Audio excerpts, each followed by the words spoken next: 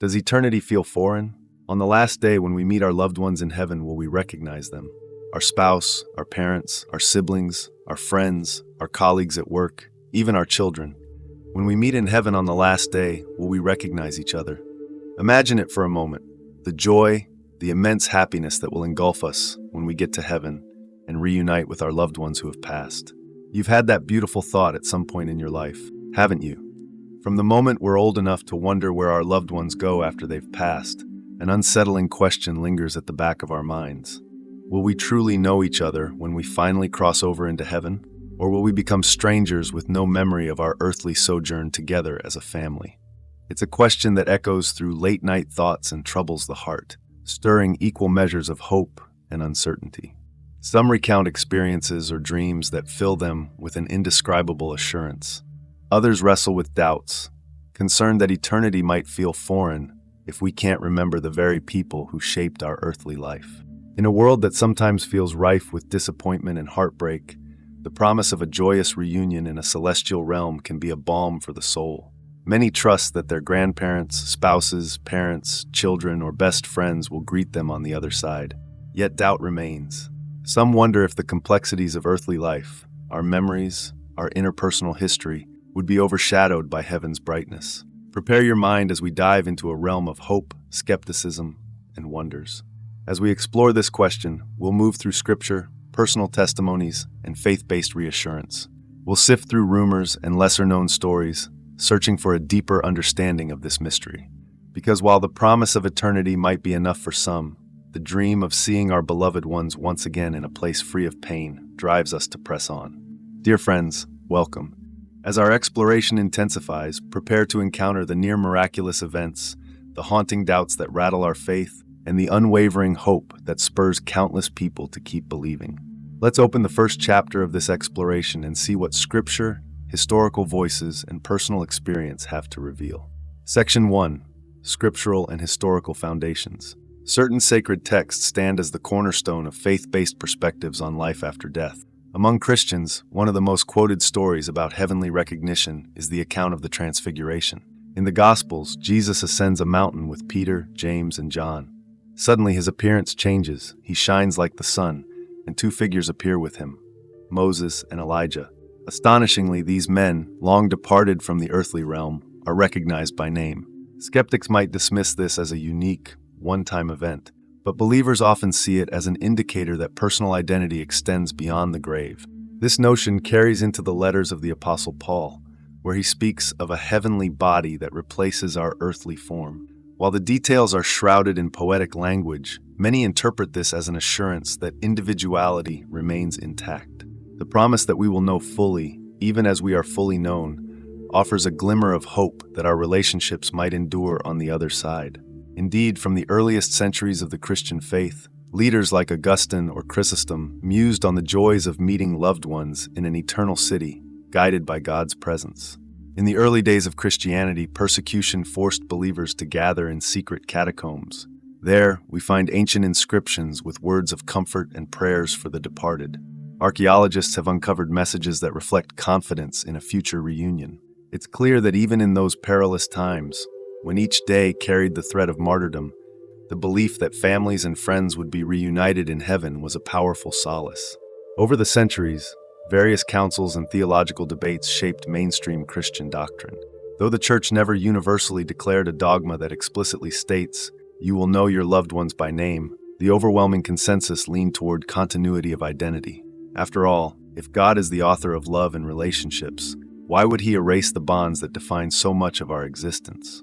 Despite this, some streams of thought suggest that once believers behold the infinite glory of God, earthly attachments might pale in comparison. They wonder if the presence of the Almighty would so captivate our senses that personal relationships become secondary.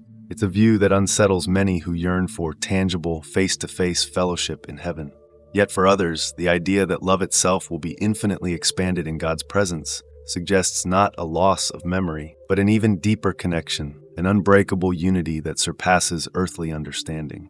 But that's not the whole story. Even if ancient inscriptions and revered theologians point toward familiarity in the afterlife, there's far more to explore. We haven't yet delved into how various Christian denominations interpret these passages, nor have we considered the myriad voices of personal testimony that either bolster or challenge these insights. And as we transition to the next section, brace yourself for the surprising variations among believers, because it turns out not everyone agrees on how, or even if, we'll recognize one another beyond the grave. Section 2. Perspectives across Christian denominations. Diversity within Christianity leads to a range of viewpoints on the afterlife. Catholics, for instance, have long taught about purgatory, a state of purification after death. Though the specifics vary depending on which theologian you consult, the underlying assumption is that the soul undergoes a transformation, yet remains identifiable. It's generally believed that after this process, saints and reunited loved ones can still recognize each other in heaven's radiant presence. Protestant traditions, influenced by figures like Martin Luther and John Calvin, also embrace the expectation of heavenly fellowship. While many Protestant sermons focus on the immediate presence of Jesus after death, there's often an undercurrent of belief that we'll rejoice with friends and family, freed from earthly constraints and pains. Still, some denominations emphasize the spiritual unity of believers, suggesting that our earthly relationships merge into one grand celebration rather than remaining distinctly segmented.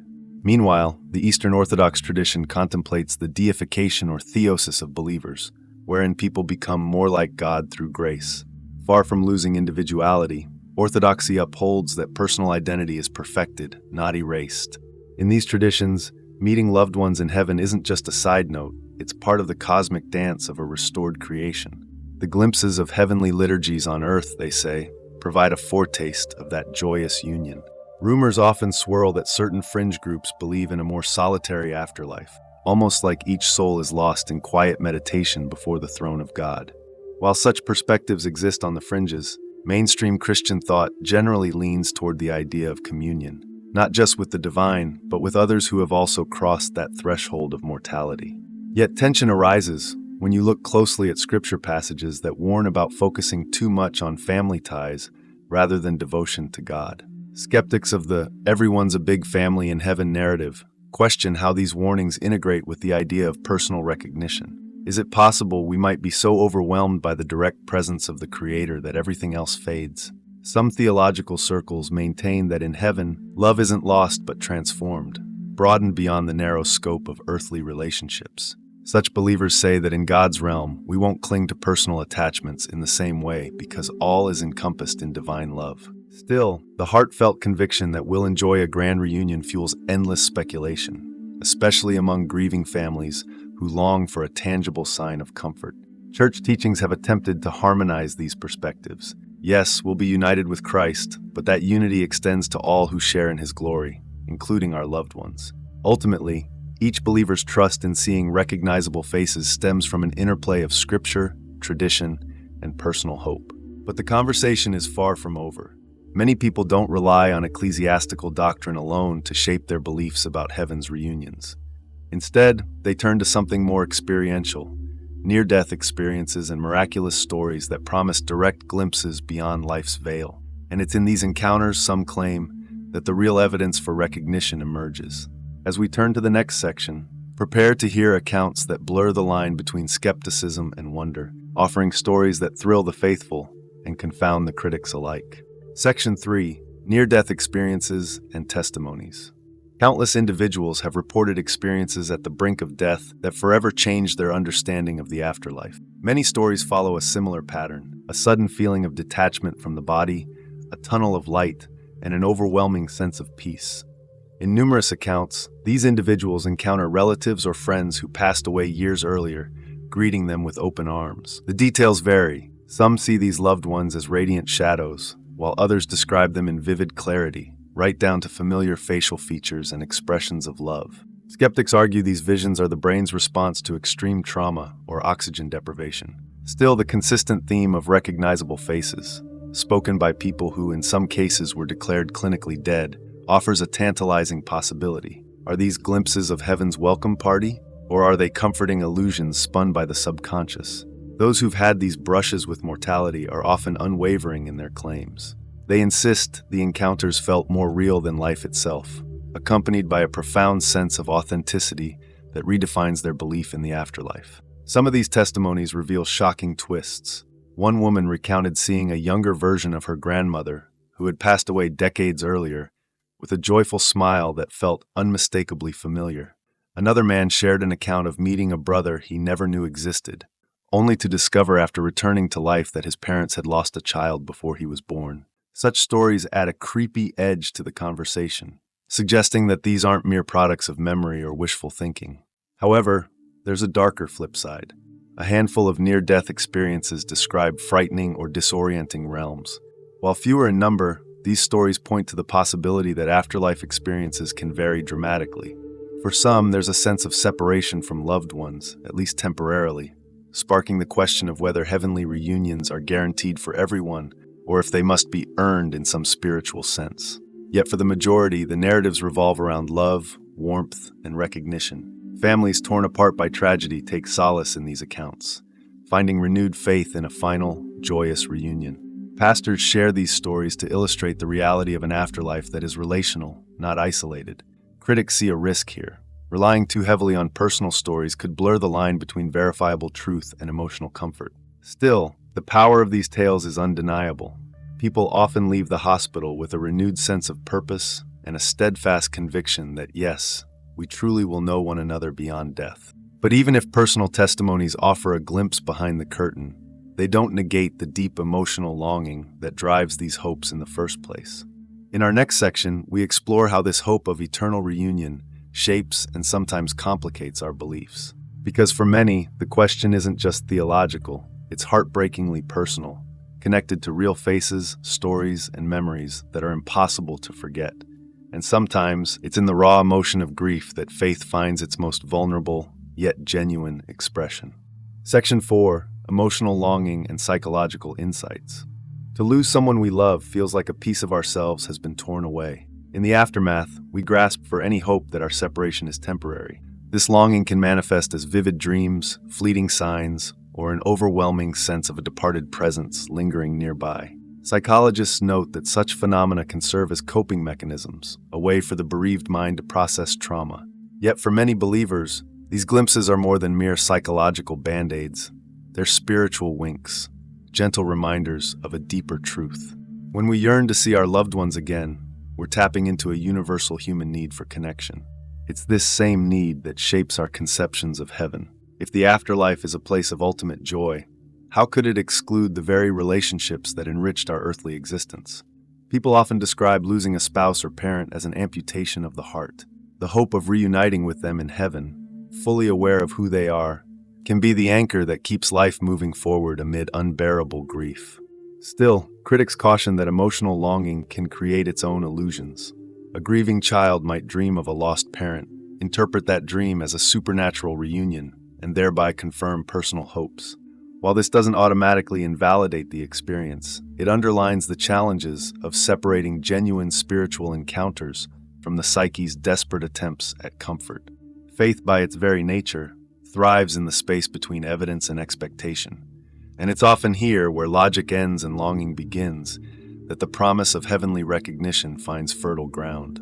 For individuals struggling to function after a loss, this promise becomes a sort of lifeline. Church communities often rally around the bereaved, offering reassurances that the bonds of love transcend the grave. Rituals like candlelight vigils, memorial services, and communal prayers remind believers that life doesn't end with the closing of a casket. Instead, they speak of a horizon where love extends eternally, bridging the gap between now and forever. But the conversation on heaven and reunion grows more complicated when skeptics point to the many unanswered questions. If in heaven, there is no more sorrow, how do we reconcile that with the knowledge that some loved ones may not share our faith or may not be there at all? This dilemma can cause emotional turmoil, especially for those who've lost relatives in circumstances that raise questions about their eternal destiny.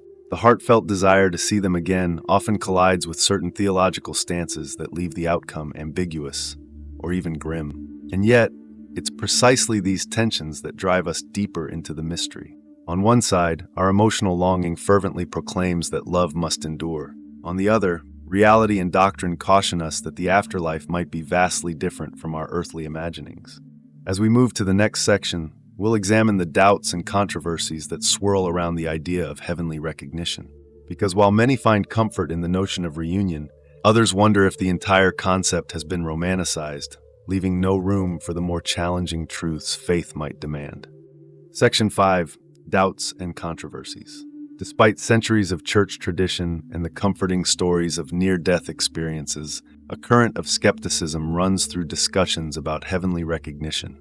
Some theologians argue that while there may be a general assembly in heaven, specific earthly relationships could be secondary to the overwhelming presence of the divine. They wonder if the idea of family gatherings in the afterlife is more culturally driven, reflecting human sentiment rather than established doctrine. There are also those who question whether personal identity, bound up in the physical and mental processes of the brain, can survive beyond death at all. They point to neurological research suggesting that our consciousness hinges on the complex interplay of neurons. If the brain dies, how can personal awareness persist? Religious thinkers counter that consciousness is more than a biological function, asserting that there's a soul that transcends mortal limitations. This back and forth ignites debates in forums ranging from seminary halls to scientific symposiums. Public controversies flare when high-profile figures weigh in. Every so often, an influential pastor or evangelist proclaims a fresh revelation about how relationships function in heaven, sparking excitement in some circles and ridicule in others. Media outlets latch onto these statements, sometimes painting them as sensational or exposed secrets of the afterlife. The swirl of speculation only grows as viral stories of supposed angelic encounters make headlines. At the heart of these controversies lies a deeper existential question. What exactly is the purpose of eternity? Is it primarily about worship and communion with the Creator, or is it about re-experiencing the love and comfort we once knew here on earth? Many believers assert it's both, that God's love wouldn't strip us of what made our earthly lives meaningful, but instead would perfect those relationships in a realm free from pain. Critics, however, remain unconvinced, pointing out the potential contradictions in how some interpret biblical passages. Some even argue that the promise of heavenly reunion might distract from the teachings about how to live righteously in the present. If everyone we love automatically appears in heaven, what incentivizes moral or spiritual growth here and now? This line of thought ignites heated theological discussions, reminding us that the idea of heaven isn't merely about comfort, it's also about accountability, redemption, and transformation. Yet, it's precisely these controversies that enrich the conversation. They force believers to revisit the foundations of their faith, and they offer skeptics and inquirers an honest look at the complexities of spiritual doctrine. Ultimately, these doubts do not necessarily diminish hope. For some, they refine it. As the tension between faith and reason pushes us to dig deeper, we often uncover new layers of meaning. Still, while doubts can be enlightening, they don't always satisfy the craving for assurance. It's in that space, between the critics and the hopeful, that rumors and cultural interpretations flourish. In the next section, we'll explore how popular media and whispered speculations shape our collective imagination about meeting loved ones in heaven. Because in an age of digital sharing and instant updates, stories of heavenly reunions spread faster than ever before, inspiring some and baffling others. Section 6. Popular Culture and Speculations. From best-selling books claiming to detail a child's visit to heaven, to blockbuster movies that dramatize final goodbyes, pop culture loves a good story about the afterlife. The image of people embracing lost family members amidst clouds and golden light resonates deeply with audiences who want reassurance that love never ends. These depictions, however, can veer into sentimental territory, offering a sugar-coated vision that's heavy on comfort but light on theology. Critics argue that these media narratives can set unrealistic expectations, fueling disappointment or spiritual confusion when real life fails to match the idyllic scenes on screen. Still, popular culture plays a pivotal role in shaping public perception. Many individuals who rarely attend church or study theology glean their ideas about heaven from these stories. In some cases, the rumor mill churns out even more dramatic accounts. Secret diaries supposedly found after a person's miraculous revival, or unverified claims that a well-known figure glimpsed a paradise filled with specific details. The internet magnifies these rumors, spreading them far and wide, without much fact-checking. Yet there's also a positive side. By engaging with cultural portrayals of afterlife reunions, people may discover new hope or curiosity that leads them to explore faith more deeply. A movie scene of a character reuniting with a lost loved one can serve as a catalyst for spiritual introspection. And at times, the sheer emotional power of these stories opens a door for conversations about mortality, grief, and the possibility of eternal relationships, topics that many prefer to avoid. Some pastors weave references to these cultural narratives into their sermons, using them as modern parables to illustrate biblical truths. Whether or not the details line up perfectly with Scripture, the emotional resonance can open hearts to consider a divine realm that is relational, not isolated. Others worry that these fictionalized accounts feed into a hallmark version of faith, glossing over the complexities and the sense of reverence that should accompany talk of the eternal. Still, speculations persist. Rumors of clandestine Vatican archives revealing more about the afterlife, or stories about hidden manuscripts from early Christian communities that describe heavenly reunions in vivid detail. While many of these tall tales lack credible backing, they reflect a collective thirst for deeper insight. Humanity craves assurance that death is not the end, that a radiant, relational eternity awaits us just beyond our last breath. But even with all these cultural influences, people often long for a more solid foundation, a comfort that comes from something more transcendent than Hollywood or hearsay. In the next section, we'll explore faith-based reassurance, the kind that emerges from prayer, scriptural reflection, and the quiet confidence that God's love is bigger than our losses. Because at the end of the day, our belief in recognizing loved ones in heaven isn't merely about imaginative narratives. It's about finding true peace amid life's darkest hours. Section 7. Faith-based reassurance. For those who lean on spiritual conviction, there is a deeper well of comfort than any movie or rumor could provide. In many Christian traditions, prayer plays a significant role in shaping one's understanding of the afterlife. The heartfelt cries of a grieving soul often lead to moments of insight or reassurance that transcend logic. A person might sense a peaceful presence or experience an unshakable certainty that their departed loved one is safe. While such experiences resist scientific verification, they carry enormous weight for those who encounter them. This faith-based confidence also finds backing in passages that highlight God's nature as relational. From the creation narrative, where God declares it is not good for man to be alone, to New Testament imagery of the church as a family, the biblical story underscores the importance of relationships. Many believers see no reason why this emphasis on connection would suddenly cease in the afterlife. Instead, they envision it culminating in a grand, eternal reunion, free from the brokenness of a fallen world. In times of grief, the promise of meeting again in heaven becomes a beacon that sustains people through unimaginable pain. Parents grieving a lost child cling to the hope that they will once again hold them close. Spouses parted by disease yearn for the day they'll stand side by side, with no trace of the sickness that robbed them of their golden years. It's a powerful image, one that not only provides comfort but also inspires deeper devotion. For many, if God offers such a reunion, then trusting God's plan, even when it's shrouded in mystery, seems less like a leap of blind faith and more like a choice guided by love. Still, real life can test this faith. When heartache runs deep, some question whether the promise of reunion is too good to be true. Doubts creep in late at night, whispering that maybe those we lost exist only in fading memory. Prayer and scriptural meditation can help quell those voices, offering renewed courage to believe that God's ultimate plan includes the recognition and restoration of every cherished bond. Countless testimonies emerge from within faith communities about answered prayers, a dream that felt more real than any dream has a right to be, a voice that spoke a loving message of reassurance, or a stirring sense of a loved one's presence during worship. These moments, modest though they might appear, often ripple out, fortifying entire congregations with fresh hope. And while no one can claim to have definitive proof, they can share the profound conviction that love doesn't simply vanish at the grave. But even such certainty needs a place to land.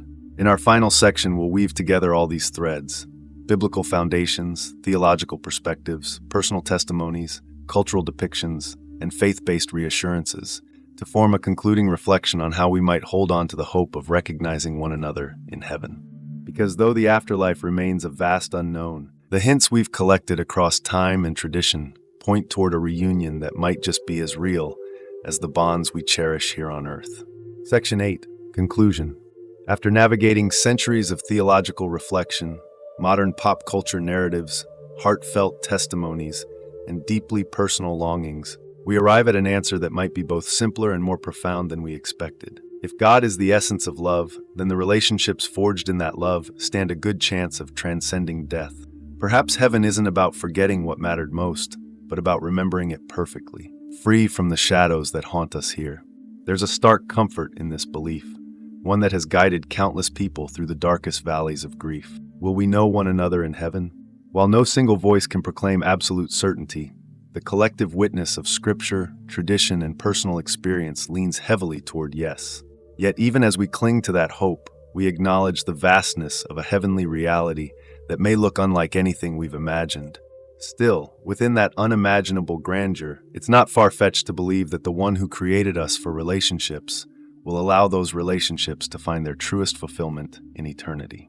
This perspective doesn't negate the questions of skeptics or the complexities uncovered by scientific and philosophical inquiry. In fact, wrestling with doubt can deepen faith, encouraging us to seek a God who is greater than our limited understanding. Nor does it diminish the grief we feel in the here and now.